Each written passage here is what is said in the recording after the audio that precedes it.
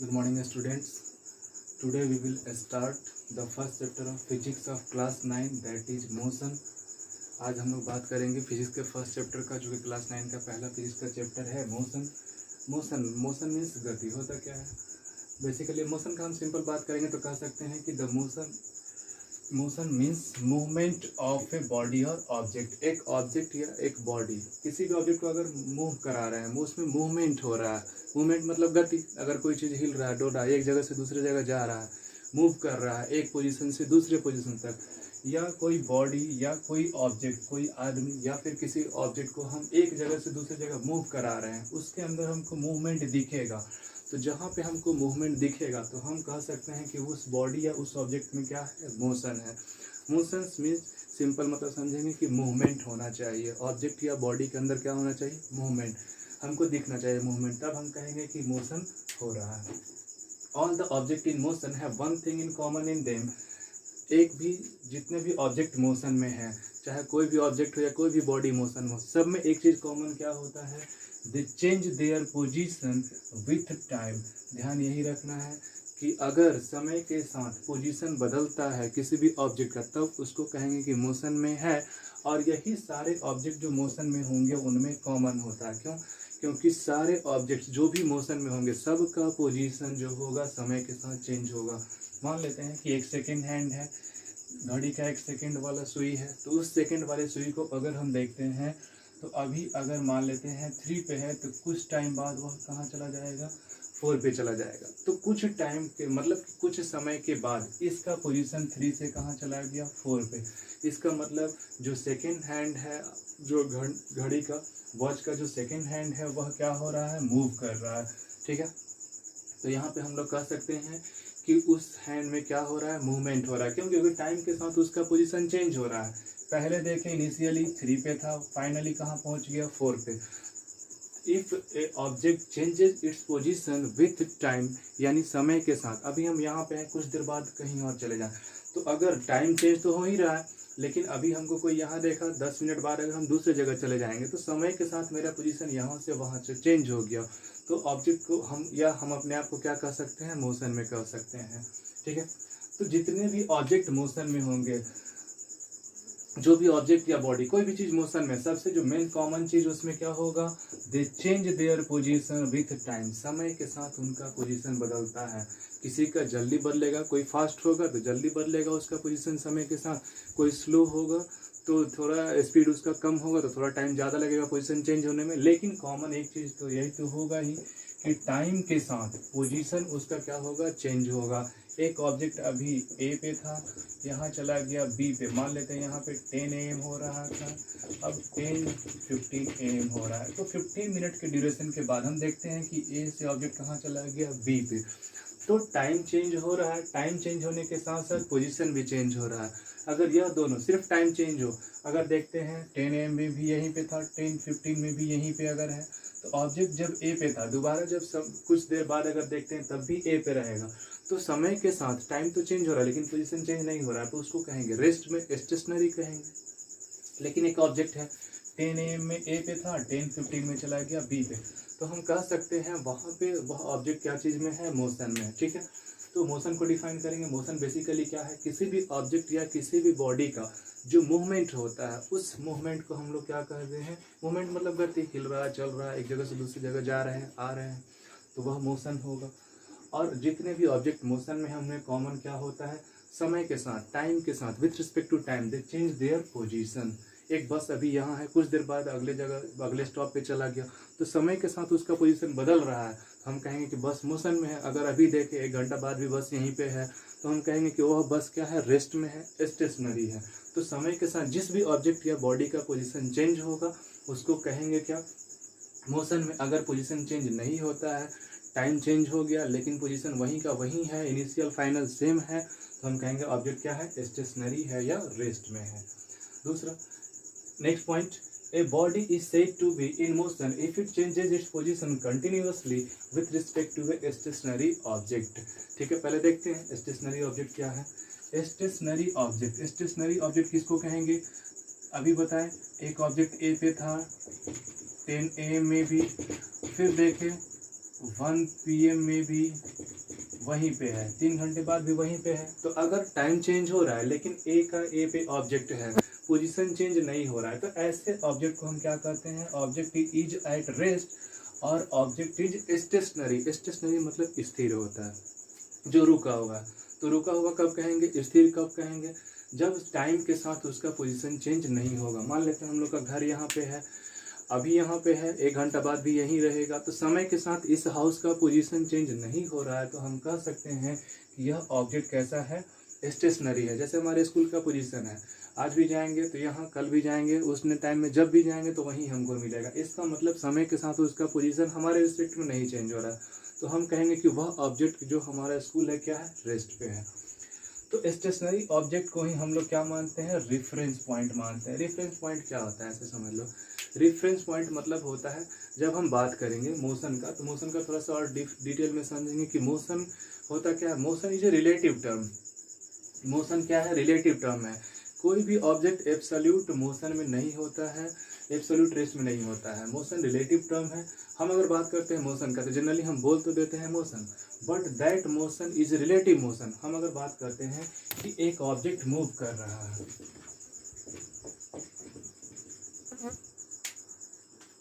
तो स्टेशनरी जो ऑब्जेक्ट होगा उसको हम लोग जनरली क्या मानते हैं, रेफरेंस पॉइंट मानते हैं। There is no absolute motion. कोई भी ऑब्जेक्ट हमेशा मोशन में चल रहा है। जैसे हम लोग यहाँ पे हैं, ठीक है, तभी हमारा जो हाउस है यहाँ पे रुका हुआ, लेकिन हम जब मून पे चले जाएंगे तो यही हाउस अर्थ जब मूव करेगा तो हमको दिखेगा कि मूव कर रहा है। यही हाउस अगर हम अर्थ पे हैं तो हमारे रिस्पेक्ट में क्या है, रेस्ट में है। लेकिन यही हाउस जब हम मून पे चले जाएंगे तो क्या चीज़ में हो जाएगा, हमारे रिस्पेक्ट में। जब हम मून पे होंगे तो मोशन में होगा। तो हाउस यही है। लेकिन अगर हम रेफरेंस पॉइंट किसके रिस्पेक्ट में बात कर रहे हैं, तो अगर हम जिसके रिस्पेक्ट में बात कर रहे हैं उसका अगर बात करेंगे तो वहाँ रेफरेंस पॉइंट अगर चेंज करेंगे तो ऑब्जेक्ट रेस्ट से मोशन में भी जा सकता है या मोशन से रेस्ट में भी आ सकता है। इस हाउस का अगर हम बात करते हैं या अपने स्कूल का हाउस हम बात करते हैं, तो if you talk about our school, अगर अपने स्कूल के बारे में बात करते हैं, if we take the reference point as any person on the earth, अगर कोई भी आदमी अर्थ पे है उसके रिस्पेक्ट में अगर बात करेंगे तो हमारे स्कूल का पोजीशन चेंज नहीं हो रहा है, तो वह स्टेशनरी है। But if a person from the earth goes to the moon, एक आदमी है जो अर्थ से चला गया मून पे, तो उसके रिस्पेक्ट में जब वह मॉर्निंग में देखेगा तो हमारे स्कूल का पोजीशन अलग होगा। शाम में जब अर्थ रोटेट कर जाएगा तो उसका पोजीशन उसके रिस्पेक्ट में, जो ऑब्जेक्ट या जो पर्सन मून पे है उसके रिस्पेक्ट में हमारे स्कूल का पोजीशन चेंज हो जाएगा। तो इसलिए motion is always relative. Motion हमेशा रिलेटिव होता है। मतलब रिलेटिव का मतलब क्या होता है, रिलेटिव का मतलब यह डिपेंड करेगा कि रेफरेंस पॉइंट किसके रिस्पेक्ट में हम बात कर रहे हैं। जैसे अगर हम बात करते हैं कि एक ऑब्जेक्ट मूव कर रहा है, तो मूव कर रहा है तो वहाँ पे हमको बताना पड़ेगा, we have to tell there where is the reference point we are considering. हम लोग कहाँ पे रेफरेंस पॉइंट ले रहे हैं। जैसे कहते हैं कि एक बस चल रहा है, तो हम बात करते हैं कि स्टेशन के रिस्पेक्ट में या किसी ऑब्जेक्ट के रिस्पेक्ट में बस चल रहा है। इसको और अच्छे से समझ सकते हैं। 2 आदमी है, एक बस के नीचे है, एक बस में बैठा हुआ। बस चलना शुरू किया तो जो आदमी नीचे है और एक आदमी बस में है, तो जो आदमी नीचे है उसके रेफरेंस में बस और वह आदमी जो बस में बैठा, दोनों क्या हो जाएगा, मोशन में, जब बस चलने लगेगी। लेकिन वही दोनों आदमी बस में बैठ गया तो बस तो चल रहा है, लेकिन उन दोनों के रिस्पेक्ट में, बस में उन दोनों के रिस्पेक्ट में वह दोनों आदमी इनिशियली शुरू में, एक आदमी जब नीचे था, एक आदमी जब बस में था, तो एक के रिस्पेक्ट में दूसरा क्या चीज़ में था, बस के साथ मोशन में था। लेकिन दोनों जब बस में बैठ गया, बस अभी भी चल रहा है लेकिन दोनों बस में है, तो अब एक दूसरे के रिस्पेक्ट में दोनों कहाँ चला गया, रेस्ट में। ठीक है, तो रेस्ट और जो मोशन होता है यह रिलेटिव टर्म है। यह बेसिकली मेन रूप से किस पे डिपेंड करेगा, रेफरेंस पॉइंट पे।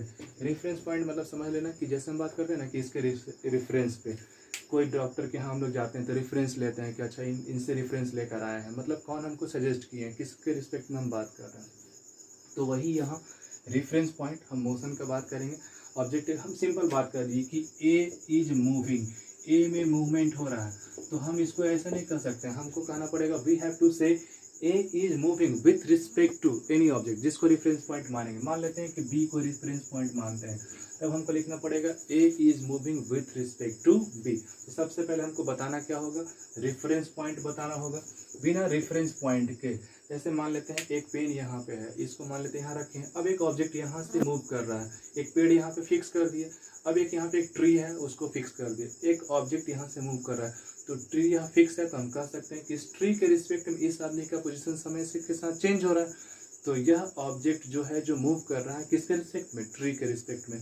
तो जो स्टेशनरी ऑब्जेक्ट है जिसके रिस्पेक्ट में हम बात करते हैं कि ऑब्जेक्ट मूव कर रहा है, तो रेफरेंस पॉइंट सबसे पहले हमको पता होना चाहिए हम किसके रिस्पेक्ट में बात कर रहे हैं, तब हम बता पाएंगे कि ऑब्जेक्ट मोशन में है कि रेस्ट में है। जब तक रेफरेंस पॉइंट नहीं पता होगा तब तक हम नहीं बोल सकते हैं कि ऑब्जेक्ट रेस्ट में है या मोशन में। ठीक है। दूसरा, मोशन है अगर फास्ट होगा, motion if the motion is fast it can be observe easily. जैसे घड़ी का जो सेकंड वाला हैंड होता है, सेकंड का जो सुई होता है, उसको हम देखेंगे तो हमको बहुत जल्दी मोशन ज़्यादा फास्ट होता है तो दिखता है, आसानी से मूवमेंट दिखता है। लेकिन उसी के अंदर जो मिनट हैंड होते हैं और जो आवर हैंड होते हैं उसमें मोशन तो होता है लेकिन स्लो होता है, तो that can not be observe easily. उसको हम आसानी से देखेंगे तो चलता हुआ हमको दिखाई नहीं देगा, तो वहाँ पे हमको थोड़ा टाइम देना होगा। 10-20 मिनट देखेंगे तब जाके हमको पता चलेगा कि मिनट हैंड चल रहा है। 1-2 घंटा देखेंगे तो हमको पता चलेगा कि आवर हैंड भी चल रहा है, तो that can not be observe easily. Motion अगर फास्ट होगा तो उसको आसानी से हम ऑब्जर्व कर सकते हैं, देख सकते हैं। गाड़ी बहुत तेज चल रहा है तो हम देख सकते हैं, आसानी से हमको दिख जाता है। लेकिन एक प्लांट ग्रो करता है, छोटा से बड़ा हो जाता है, तो वहाँ हमको उसमें जो मूवमेंट होगा, मोशन होगा, वह दिखाई इजिली नहीं देता। क्यों? क्योंकि it is a very very slow process. तो जो स्लो मोशन होगा that can not be observe easily, जैसे आवर हैंड हो गया, मिनट हैंड हो गया। अब फास्ट मूवमेंट होगा it can be observe easily. जो फास्ट मूवमेंट होगा, बहुत तेजी से जब भी ऑब्जेक्ट चलेगा आसानी से हम देख के बता सकते हैं कि मोशन हो रहा है कि नहीं। लेकिन अगर स्लो है तो वहाँ पे हमको थोड़ा सा टाइम देना होगा, टाइम देकर ऑब्जर्व करना होगा केयरफुली कुछ देर तक, तब जाकर हम बता पाएंगे कि जो आवर हैंड है या जो मिनट हैंड है, घड़ी का जो मिनट हैंड है या आवर हैंड है, उसमें मोशन हो रहा है कि नहीं हो रहा है। उसमें हमको टाइम देना पड़ेगा। अब देखते हैं, अब बात करेंगे तो डिस्टेंस और डिस्प्लेसमेंट। डिस्टेंस क्या होता है? तो डिस्टेंस होता है, जैसे हम बात करते हैं डिस्टेंस, तो डिस्टेंस होता है it is the actual path covered by any object irrespective of the direction. इसमें डायरेक्शन का बात नहीं करते हैं। मान लेते हैं हम मूव कर रहे हैं, एक जगह से दूसरी जगह जा रहे हैं, तो डिस्टेंस का मतलब हो गया हम जिस रास्ते से जा रहे हैं टोटल हमको निकालना पड़ेगा।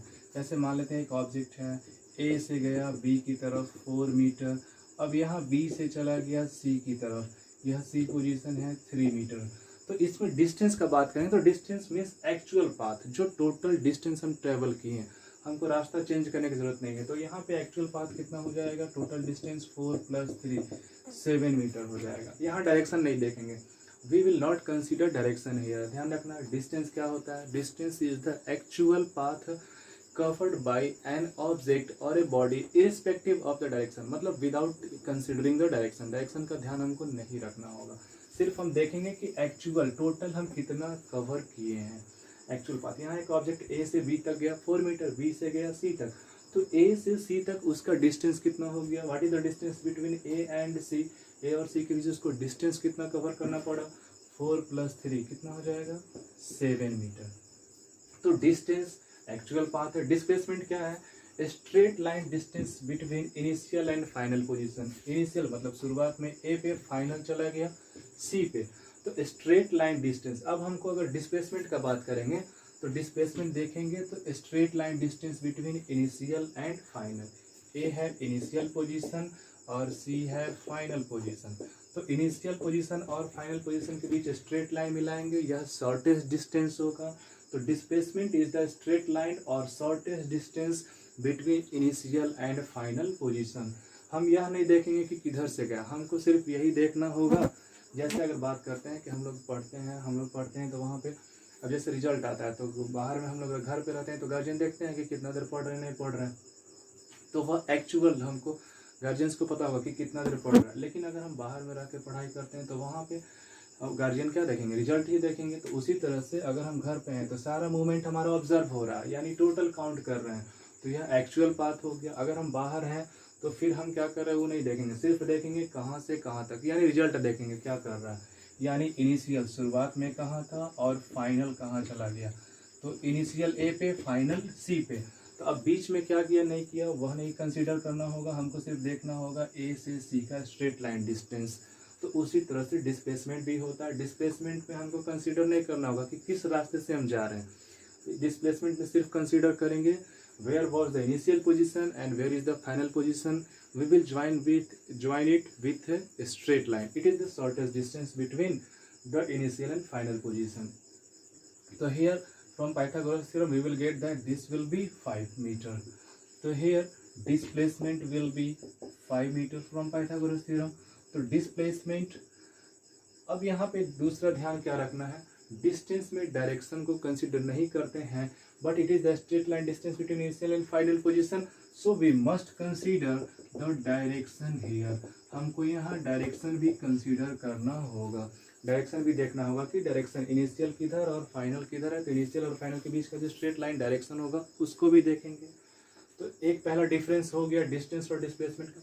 डिफिनेशन अगर बात करेंगे, it is the actual distance covered by the object irrespective of the direction and it is the shortest straight line distance between initial and final position. Shortest straight line distance जो होगा initial और final position के बीच की उसको displacement कहेंगे.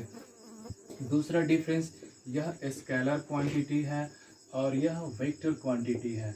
Distance is scalar. Scalar quantity का मतलब क्या हो गया, सिर्फ इसमें एक ही चीज होता है, अमाउंट होता है, मैग्नीट्यूड होता है. अमाउंट मतलब हम कितना मीटर ट्रेवल कर रहे हैं, यह मैग्नीट्यूड हमारा हो गया. किधर की तरफ मूव कर रहे हैं, डायरेक्शन का लेना देना नहीं. तो सिर्फ अमाउंट होगा, इसमें नो डायरेक्शन, कोई डायरेक्शन नहीं होगा. तो जब इसमें डायरेक्शन का बात नहीं करेंगे तो वैसे क्वांटिटी को स्केलर क्वांटिटी कहते हैं. And distance is a scalar quantity. Distance scalar quantity है, but displacement is a vector. Vector में दोनों चीज देखेंगे, मैग्नीट्यूड और डायरेक्शन, दोनों चीज देखेंगे.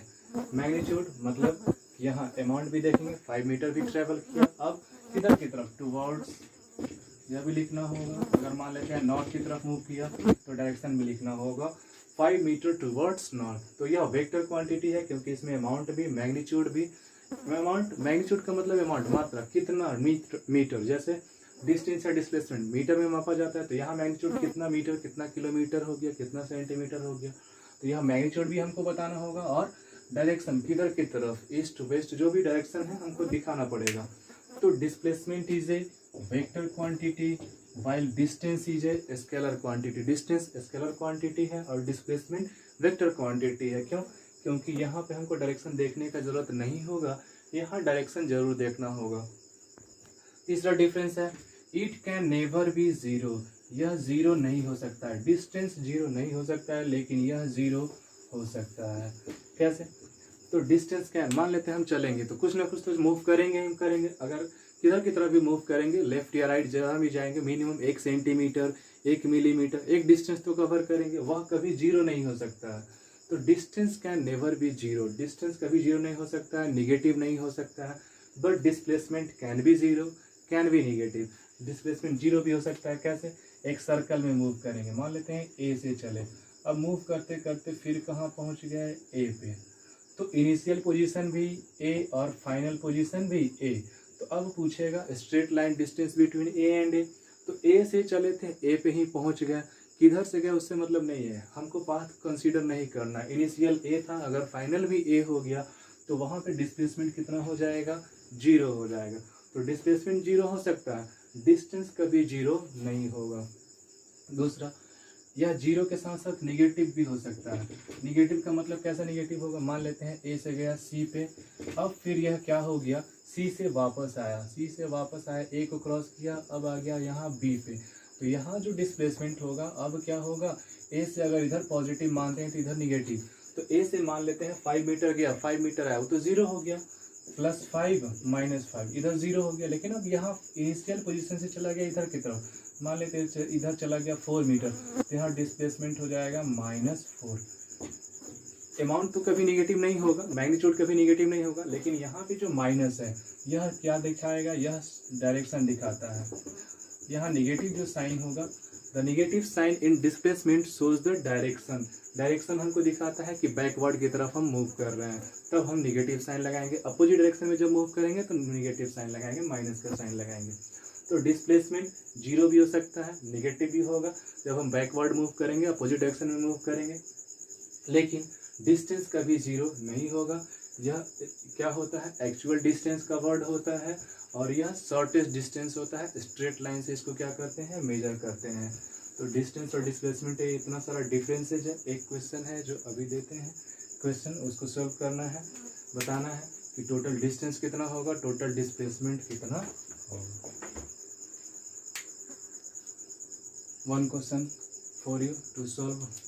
A man travels a distance of 1.5 metre towards east. एक आदमी है ट्रेवल करता है डिस्टेंस कितना 1.5 metre towards east, then 2 metre towards south, 2 metre south की तरफ, and finally 4.5 metre towards east, और लास्ट में 4.5 मीटर ईस्ट की तरफ ट्रेवल करता है। Find the total distance and displacement of that man. Total distance वह आदमी कितना ट्रेवल किया, टोटल डिस्प्लेसमेंट कितना उस आदमी का है, यह बताना है।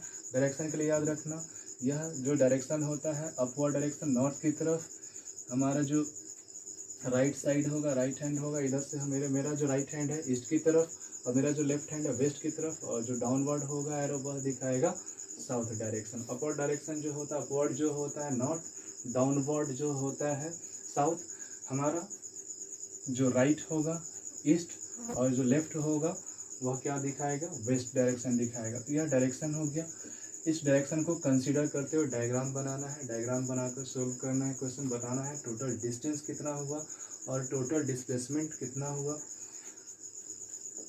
नेक्स्ट क्लास में इसको सोल्व करेंगे। फिर अभी इसका जो आंसर होगा कमेंट सेक्शन में लिखना है तुम लोगों को। अगर प्रॉब्लम होगा फिर नेक्स्ट क्लास जब स्टार्ट करेंगे तो वहाँ पे इसको फिर सोल्व करेंगे, लेकिन प्रैक्टिस करना है, बनाना है, कोशिश करना है तुम लोगों को। डिस्टेंस और डिस्प्लेसमेंट का जो डिफरेंस है उसको याद रखना है। मोशन कैसे एक रिलेटिव टर्म है, रेफरेंस पॉइंट क्या होता है, इन सब चीज़ों को ध्यान में रखना है।